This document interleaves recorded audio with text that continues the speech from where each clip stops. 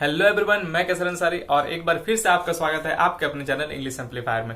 दोस्तों, पढ़ना पढ़ाना, सीखना सिखाना और बोलना बताना, ये सब तो हमारी लाइफ का एक इम्पोर्टेंट पार्ट है। पर हम ये नहीं भूलना चाहिए कि हम कोई रोबोट नहीं बल्कि ह्यूमन बींग्स हैं। ह्यूमन बींग्स यानी हमारी लाइफ में कई तरह के सिचुएशन आते हैं, पर बड़ी बात यह है कि हमें ये याद रखना क्या हम इन सिचुएशंस के साथ डील करते वक्त अपने मेन गोल से तो नहीं हट जा रहे हैं। इसलिए ह्यूमन बींग्स को टाइम टू टाइम मोटिवेट होने की जरूरत पड़ ही जाती है। और इसी मोटिवेशन को ध्यान में रखते हुए आज मैं आपके सामने एक ऐसे इंसान की एक ऐसी स्टोरी लेकर आया हूं जिन्होंने उस वक्त से लेकर आज तक के दुनिया को देखने का नजरिया और जीने का तरीका बदल कर रख दिया।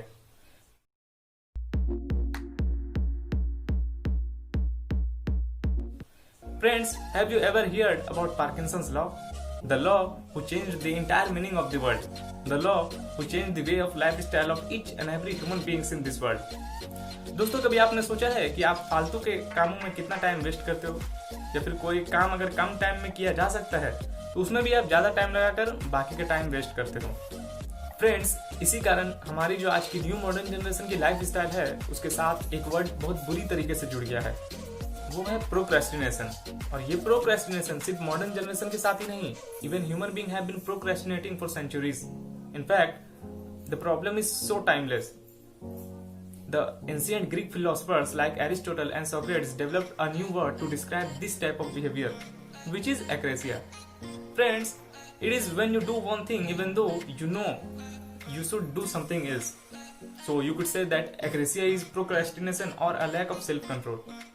फ्रेंड्स, इस प्रोक्रेस्टिनेशन की बीमारी के ऊपर एक महान व्यक्ति सिरिल नॉर्थकोट पार्किंसन ने एक बुक लिखा जो कि एक लॉ बन गया। सिरिल नॉर्थकोट पार्किंसन, जिनका जन्म 30 जुलाई 1909 को इंग्लैंड में हुआ, जो कि एक नेवल हिस्टोरियन और एक ऑथर थे।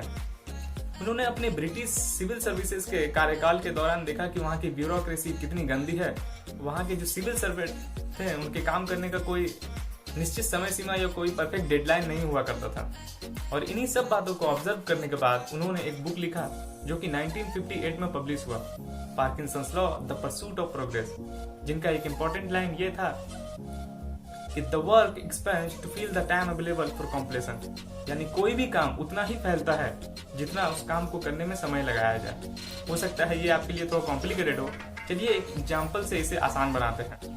फ्रेंड्स, आज लगभग हर एक घर में इलेक्ट्रिसिटी की सुविधा तो होती ही है, जिसके लिए कुछ चार्ज पेड करना होता है, जिसे इलेक्ट्रिसिटी बिल कहते हैं। मान लीजिए 1 जनवरी को आपके घर पर इलेक्ट्रिक बिल आया हो और उसको जमा करने की जो लास्ट डेट है वो 2 जनवरी है, तो ये 100% श्योर है कि आप कुछ भी करके उन 2 दिनों के अंदर अपना इलेक्ट्रिक बिल जमा कर ही देंगे। बट अगर लास्ट डेट 1 मार्च यानी 2 मंथ्स के बाद तक की रखी जाए तो ये 99.9% श्योर है कि आप उन 2 दिनों के अंदर बिल जमा नहीं करेंगे, आप प्रोक्रेस्टिनेट करने लग जाएंगे। इसी तरह स्टूडेंट लाइफ में 90% स्टूडेंट्स पूरे साल नहीं पढ़ते हैं जब तक कि उनको एग्ज़ाम का टाइम टेबल ना मिल जाए। अगर उन्हें ये बता दिया जाए कि 4 दिनों के बाद उनका फाइनल एग्ज़ाम स्टार्ट होने वाला है तो ये 99.9% श्योर है कि 90% स्टूडेंट्स अपना 100% देकर पढ़ाई करेंगे, भले ही वो पूरे साल ना पढ़े हों। पार्किंसंस लॉ यही तो कहता है कि हम ज़्यादा टाइम मिलने पर किसी भी काम को करने में प्रोक्रेस्टिनेट करने लग जाते हैं। तो दोस्तों, सवाल ये उठता है कि ये वेस्ट किया हुआ टाइम जाता कहाँ है। इन वेस्ट किए हुए टाइम में ज़्यादातर या तो हम सोशल नेटवर्किंग साइट पर अपनी जो वर्चुअल रिलेशनशिप होती है उनको वैल्यू दे रहे होते हैं, जिनका हमारी रियलिस्टिक लाइफ से कोई लेना देना नहीं है, या तो हम कोई अननेसेसरी रिसर्च कर रहे होते हैं। फ्रेंड्स, पार्किंसंस लॉ से हम यही समझते हैं कि कोई भी आप काम कर रहे हैं तो कोशिश कीजिए कि एक परफेक्ट डेडलाइन बनाइए और उसमें अपना 100% दीजिए। ना तो ज़्यादा जल्दी करने की कोशिश कीजिए, ना ही ज़्यादा देर, and stop killing your valuable time. So I hope you enjoyed the video. If you like it, don't forget to subscribe and click the bell icon.